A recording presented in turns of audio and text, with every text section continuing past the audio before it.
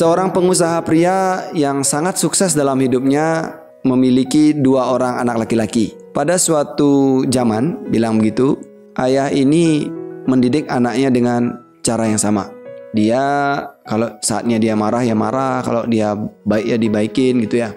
Artinya si ayah tidak membedakan anaknya. Dia hanya memperlakukan anaknya dengan cara yang sama.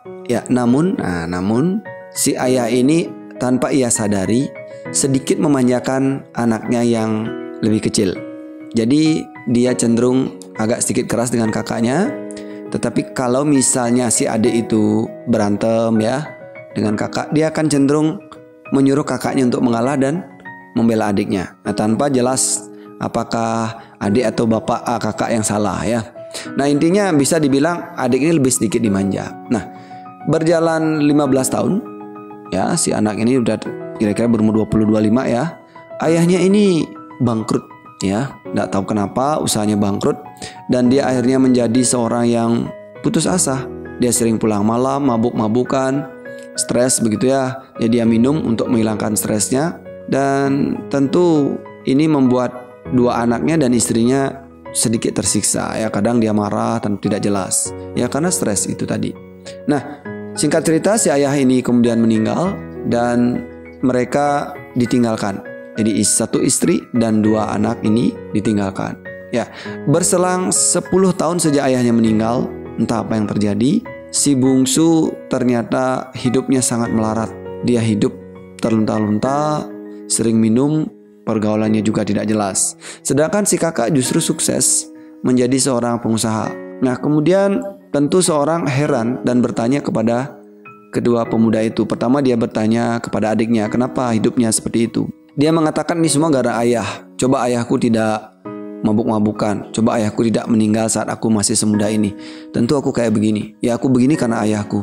Ayahku tidak bisa mendidikku sehingga akhirnya aku menjadi seperti ini. Ini semua salahnya.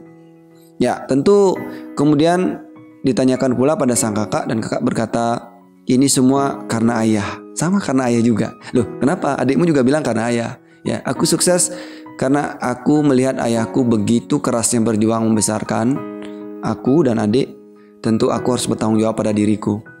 Ya, ayah mendidikku dengan cara yang begitu kerasnya, sama ya. Kalau di view kakak ini sama ya, view adik juga begitu sama cara mendidiknya. Nah, cuman kemudian si kakak ini melihat rasa tanggung jawab dalam dirinya bahwa apapun yang terjadi dalam diriku sebenarnya adalah tanggung jawabku. Ya, tapi ini jelas jasa ayahku, dia bilang begitu. Ya, aku yang memilih, aku yang memutuskan apakah ini sebuah penderitaan, apakah ini sebuah korban, ataukah aku milih diriku sebagai korban atau sebagai pelaku, itu pilihanku. Tapi yang jelas aku bilang ini semua ayahku yang berperan. Ayah sudah mendidikku dengan baik dan aku menjadi orang yang kuat dan bertanggung jawab, dan aku memutuskan untuk membanggakan ayah dan membahagiakan ibuku. Nah, dari cerita ini kita bisa mengambil sebuah pesan moral bahwa pada saat kita memutuskan memandang diri kita mengambil peran dalam hidup kita, melihat view hidup kita bagaimana dia positif atau negatif, apakah saya menjadi kuat atau lemah, bertanggung jawab atau tidak, apakah saya melempar kesalahan pada orang lain atau diri saya, itu sangat mempengaruhi bagaimana akhirnya kita memutuskan sikap kita.